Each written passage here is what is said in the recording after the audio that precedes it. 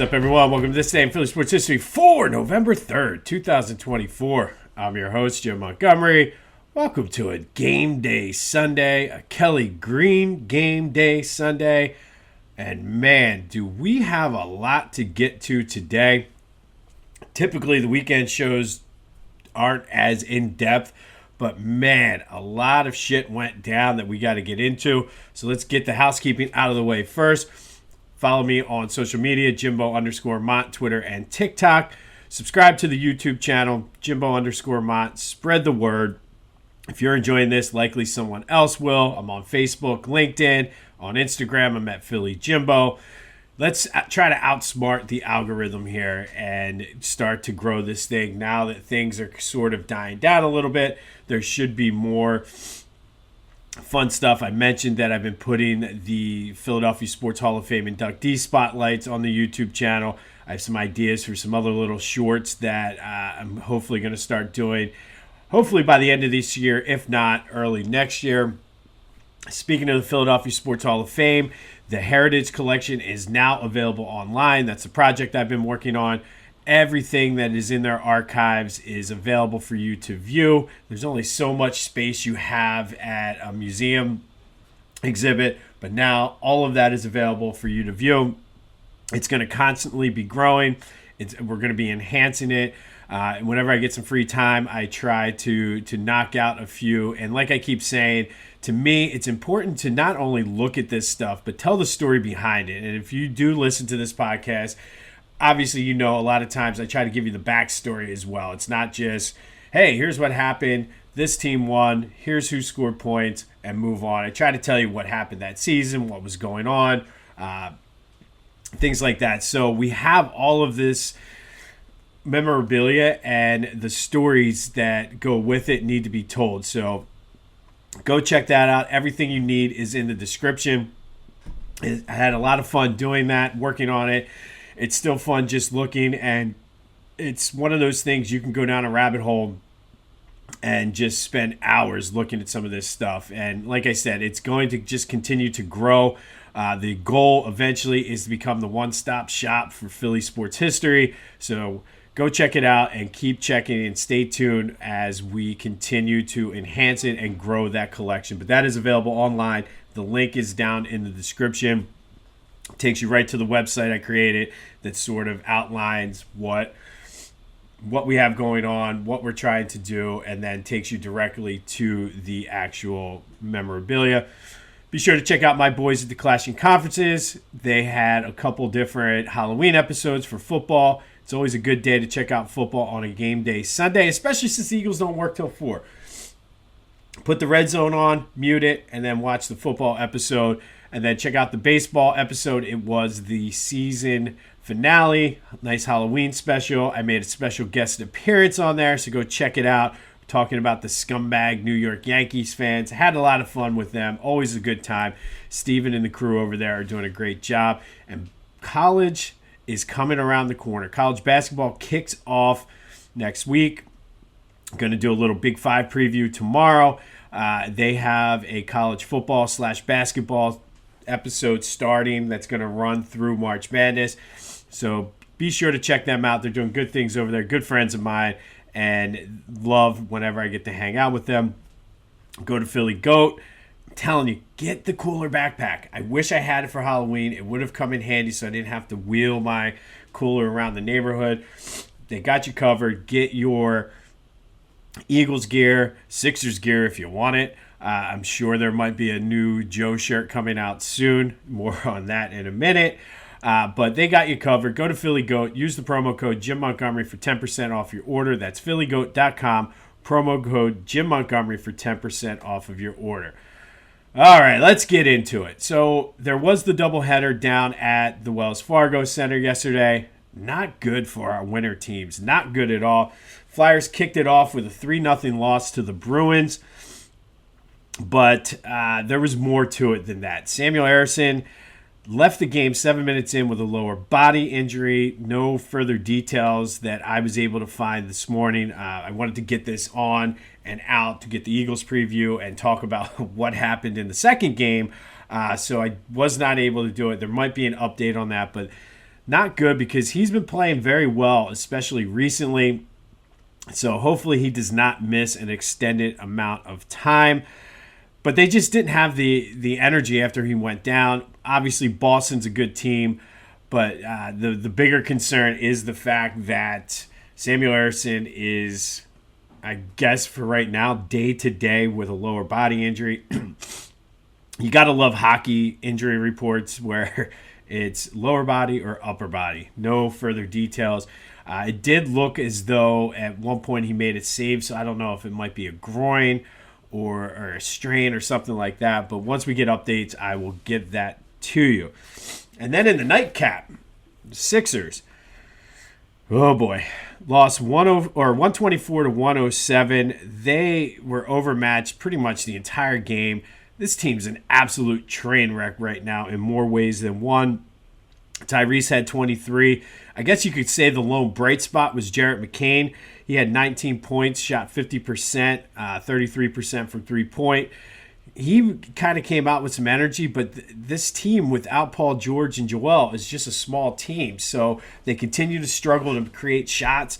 They continue to struggle to rebound. And if you're not hitting the shots and then not grabbing rebounds, that's basketball 101.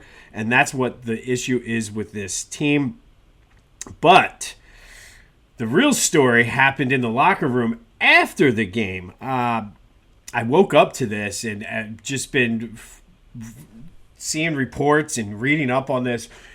This is an absolute insane story. So we know before the season started, Marcus Hayes put out a column basically calling out Joel Embiid. He's been hard on him this entire season, questioning whether he wants to play and things like that. We talked about Joe's press conference the other day where he flat out called out Marcus Hayes and said, I've done so much for this effing city, and he was pissed off about it. But I didn't mention this before. I thought it was distasteful and just kind of let it go. And so much so that Marcus Hayes actually rewrote the story because of this. But he had mentioned that, questioned Joe, saying, you want to leave a legacy for your son, who's named after your dead brother. I'm paraphrasing here. Joe absolutely took exception with that, as well he should. Called out Marcus the other day in his press conference. Well, Marcus Hayes, I guess to his credit, and I've talked about it 1,000 times, not a Marcus Hayes fan at all. I think he's a jerk. Don't like him. Don't like his takes. Don't like how he a lot of times makes the story about him. And this could be another opportunity where he's doing that.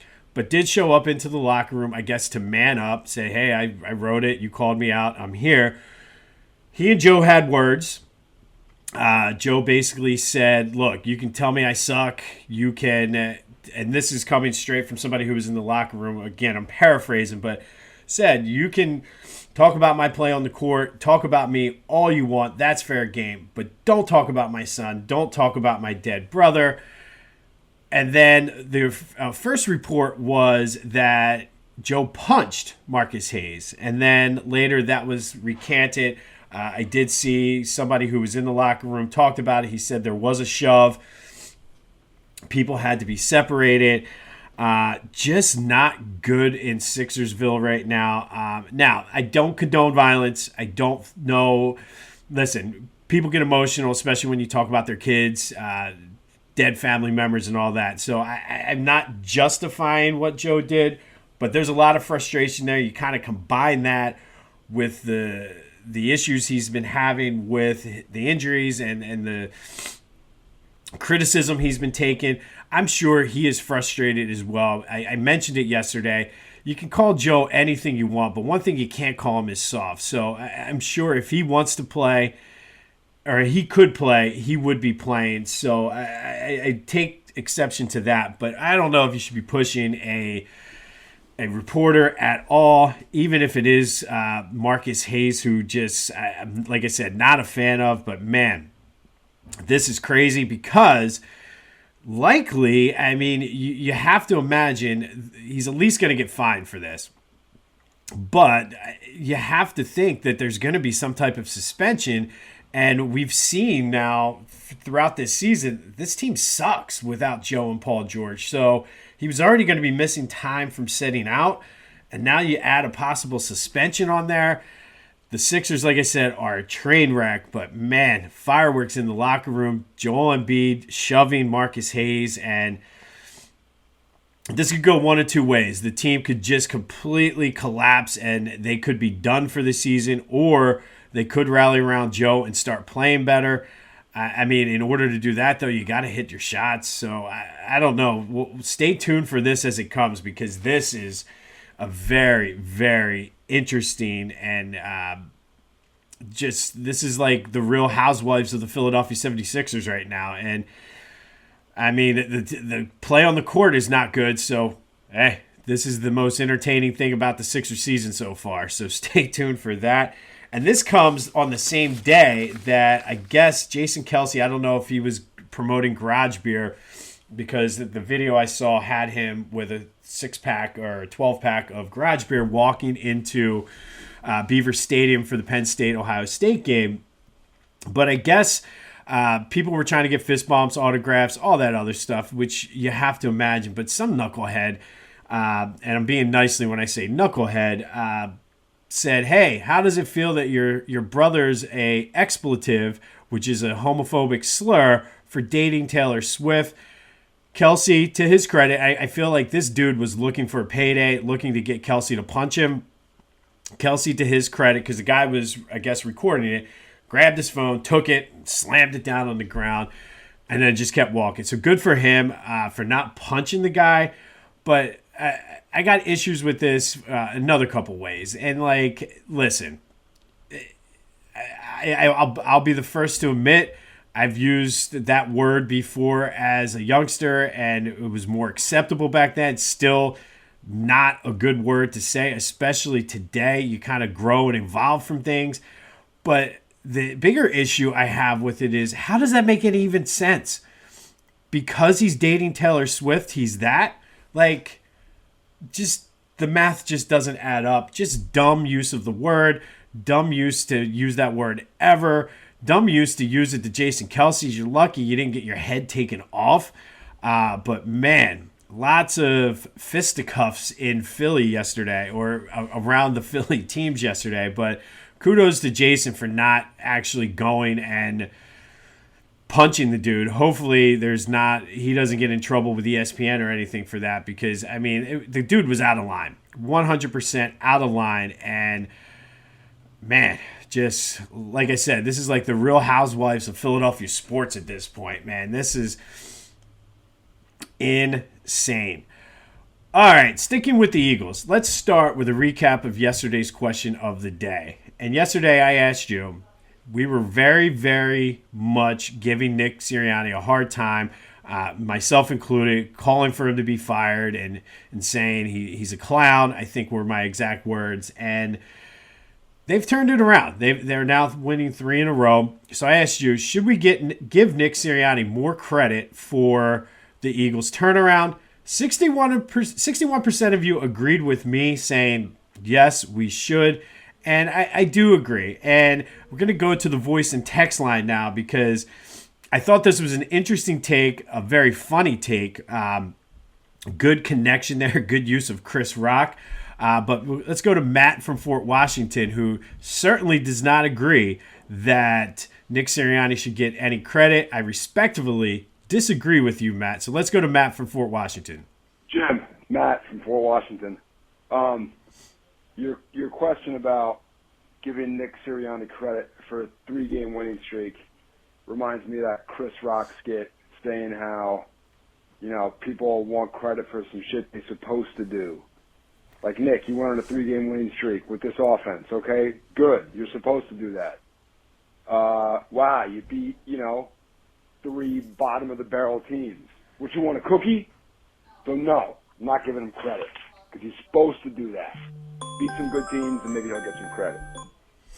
All right. Sorry, my alarm went off in the middle of Matt's call. I don't know what's going on there. But, Matt, respectfully, great take. And I'm usually the one that's like, listen, what do you want, a cookie? Do you want to get I don't get patted on the back for doing what I'm supposed to do. But this is a little bit different because maybe we were just a little too hard on Nick Sirianni when all of that was going down, when they were struggling. And I think you got to be fair on both sides here because he's learned, he's changed, he's got them ready. You saw the clips from the locker room with all of the, and we'll get into the one quote in a minute here, but I think he's done a good job righting the ship. And you can make the argument that he's the one that upset the ship in the first place, but to his credit, he did turn it around. But thank you for calling. Anybody else want to get in, you could also be on the podcast. Call the Back to the Future voice and text line, 267-495-8531. That'll get you in. Get a ton of text messages, but let's get the calls going. I would love to have your takes and your voicemails. But, Matt, good use of Chris Rock there. But I have to disagree with you because you have to give him credit for it. Because take Cleveland away from it. Cleveland was just a hot mess. But they did exactly what they should have done. If they played close games against the Giants and then the Bengals on top of that Cleveland game, then I would say, all right, you're doing what you're supposed to do.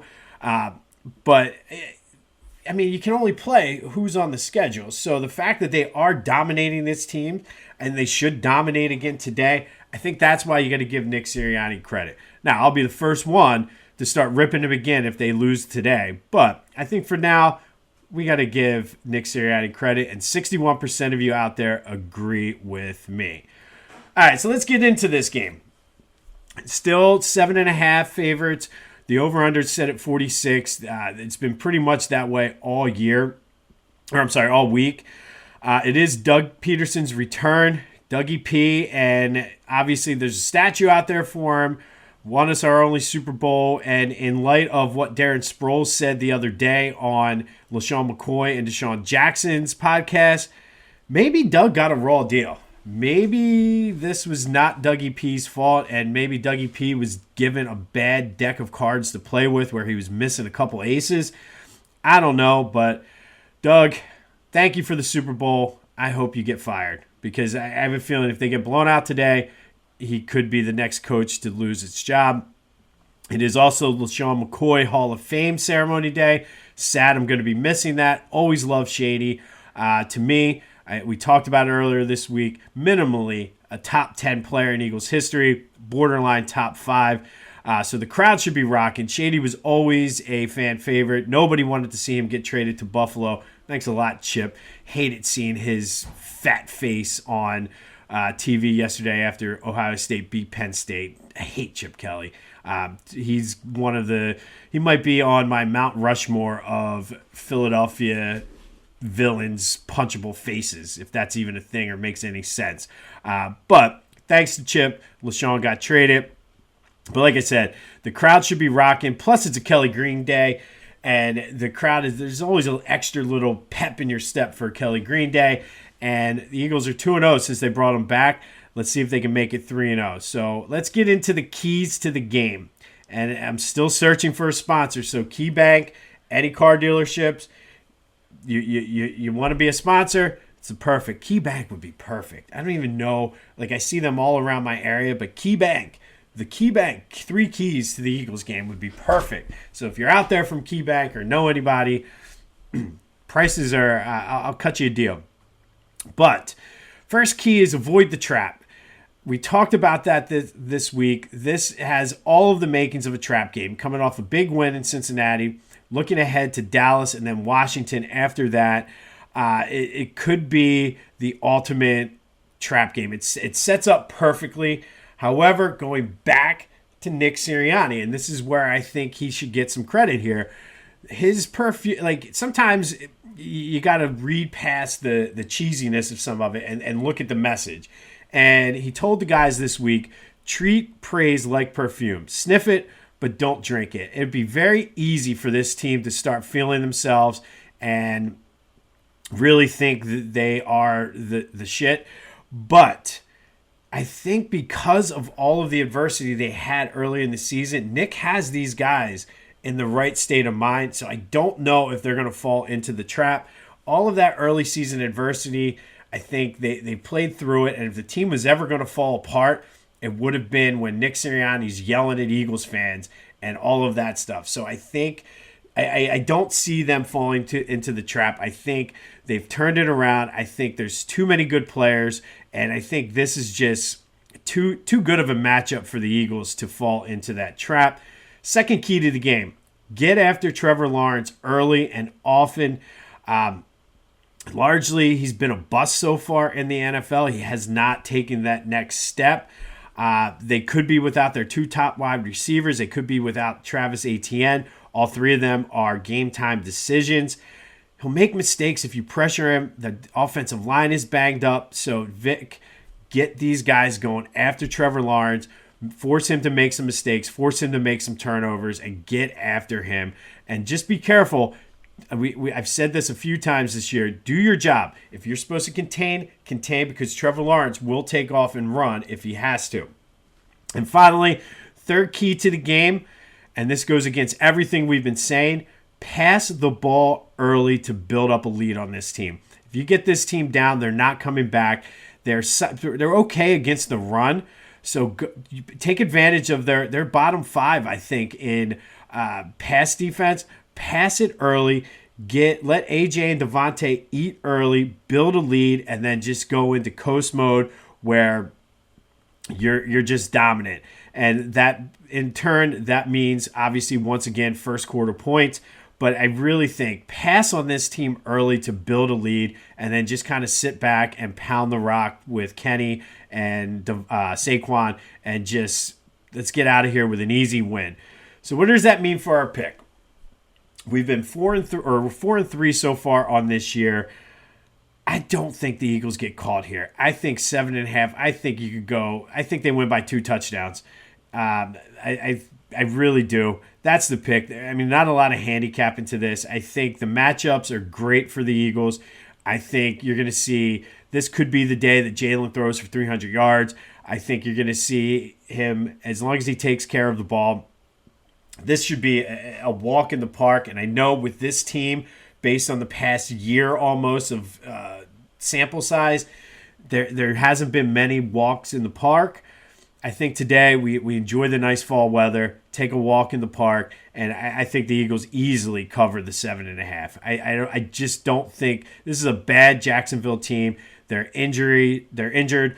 I think the way the defense has been playing, get after Trevor Lawrence. I think I might be switching my defense in fantasy to start the Eagles today. Just get after him, build up a lead, and just kind of take a walk in the park, and let's move on and look forward to the dumpster fire that's on the horizon that is the Dallas Cowboys. So official pick today, we're taking Eagles -7. I kind of like the under in this game. I don't see the Jaguars scoring a lot of points in this game. I could see this being a 31-10 game, something like that. I think the Eagles dominate. So there's your official pick for today. And just thinking about this now that I mentioned a dumpster fire, this would be a good question of the day if you want to have some fun on the Back to the Future voice and text line. Who's a bigger dumpster fire right now, the Dallas Cowboys or the Philadelphia 76ers? That's a tough one.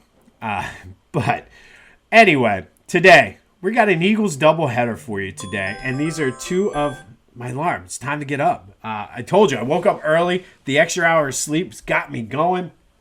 But we're going to go back today and do an Eagles doubleheader. Two of my all-time favorite Eagles games. I could not pick between the two, so we're going to do both of them today.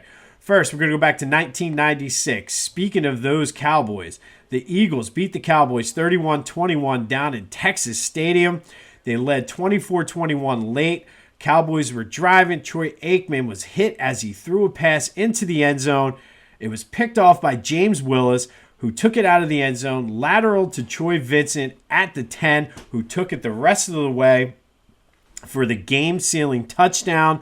And it was a 104-yard interception return between James Willis and Troy Vincent and gave you one of the all-time Merrill Reese calls.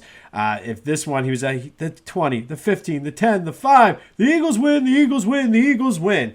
One of my all-time favorite games. I remember I was working at Charlie's Thriftway as a kid in high school. We always listened to the game on 94 WIP, and I remember just running around the store high-fiving old ladies who were like, "What are you doing?"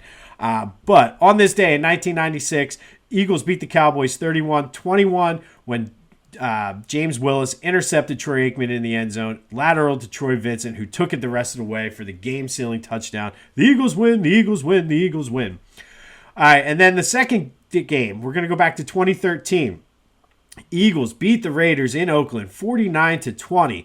Nick Foles, 406 yards and 7 touchdowns. He threw 3 to Riley Cooper, 1 to Shady, 1 to Deshaun, 1 to Zach Ertz, and 1 to Brent Selleck. Nick Foles became the 7th player in NFL history to throw for 7 touchdowns in a game and became the second Eagle to do it. We talked about that a couple weeks ago, but Nick Foles had himself a day on this day in 2013, throwing 7 touchdown passes and 406 yards in the Eagles' 49-20 win over the Oakland Raiders. So doubleheader today. 1996, Eagles beat the Cowboys 31-21. James Willis with the interception, lateral to Troy Vincent, who scored the touchdown. And then in 2013, Nick Foles, 406 yards, 7 touchdowns as the Eagles beat the Raiders 49-20. Finally today, our 2024 Philadelphia Sports Hall of Fame inductee spotlight is on Lurline Jones, who is receiving the Lifetime Commitment Award. She's a Philly native, graduated from William Penn High School. She was a civil rights activist while at Morgan State as a college student, fighting for black people to get rights, women to get rights. She just was very active while in college. She spent 52 years as an educator after she left Morgan State to be a teacher and a coach at the School District of Philadelphia. As a coach, she is the winningest female coach in public league history. She has 12 public league championships, which is the most all-time. But probably my favorite part about Lurline Jones is that she sued the School District of Philadelphia, who she worked for at the time, and the Archdiocese of Philadelphia to allow the girls to participate in the city championship. So back before the public league and the Archdiocese were in part of, I guess they're all in District 12 now for PIAA. They were sort of their own separate entity, and then the public league had their champion, the Archdiocese had their champion, the Catholic League had their champion, and then they would play each other for the city championship. Well, it was only for the boys. So in 1979, she cited Title IX as the reason why the girls should get the opportunity to do this. She was successful, and now we had the girls' city championship, and now the girls, some of these girls teams in the city of Philadelphia are great. It helped lead to some of the greatest players of all time, all because she was like, yo, this is not fair. The girls should actually be playing for the city championship too. She cited Title IX, and she was successful in her lawsuit. Probably, and I always go, and the education piece is always near and dear to my heart, 300 of her students have received partial or full scholarships, and that's something that I saw in an interview with her. She's way more proud of that than any of her accomplishments on the court. She's like, I have doctors, I have scientists, I have this, I have people that turn their lives around, and that is what she's more proud of, more so than the basketball accolades. And that it's really the truth. And like, guys, I talk all the time about John Chaney and how much I love him. She is right in that same ilk where, you know what, basketball is your vehicle to make your life better. And she certainly had major influence over a ton of her students over the years. So shout out to Lurline Jones for that. She was a 2017 inductee into the Black Basketball Hall of Fame. People magazine did a feature of Heroes Among Us on her in 2019. And in 2024, she won the Voices Empowering Generational Change Award. And on November 7th, she takes her spot among the all-time greats in Philly sports when she's inducted into the Philadelphia Sports Hall of Fame. But Lurline Jones, who started her activist roots back in college, fighting for civil rights for both black people as well as women, fought the School District of Philadelphia and the Archdiocese of Philadelphia to include girls in the city championship. She was successful in that, but like I said, more importantly, made a major, major impact and influence over so many young people and helped get them to better themselves and do great things in society. So Lurline Jones, Lifetime Commitment Award winner and an inductee in this year's 2024 Philadelphia Sports Hall of Fame class. Looking forward to meeting her and talking with her because she's been on my radar for a while. I've done a couple spotlights on her during our Women's History Month. But Lurline Jones, one of the all-time greats.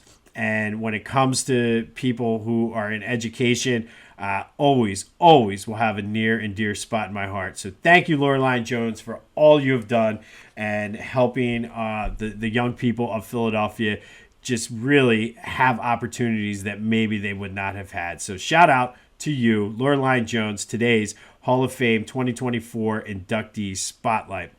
On this day in 1996, Eagles beat the Cowboys 31-21. James Willis and Troy Vincent, 104-yard interception return. The Eagles win, the Eagles win, the Eagles win. And then in 2013, Nick Foles threw for 7 touchdowns and 406 yards in a 49-20 win over the Raiders out in Oakland. We're going Eagles minus 7.5 today. Keys to the game, avoid the trap, get after Lawrence, and pass the ball early to build a lead. These receivers both should be able to have over 100 yards today. We're going Eagles minus 7.5 officially, though. We'll have more on the Jason Kelce and Joel Embiid story, man. The Real Housewives of Philadelphia sports is in full effect today. This is like TMZ worthy, way more entertaining than what the Sixers have been putting on the court, though. Yikes. Whew. Told you we had a big show, a lot to get to today. But be sure to call the Back to the Future voice and text line. Give me your picks and predictions for today's Eagles game, 267-495-8531. Be like Matt from Fort Washington. Get your voice heard. And thank you for the call, Matt. I respectfully disagree with your take, though. This has been This Day in Philly Sports History for November 3rd, 2024. My name is Jim Montgomery. Go have yourselves a Sunday. And until next time, go Birds.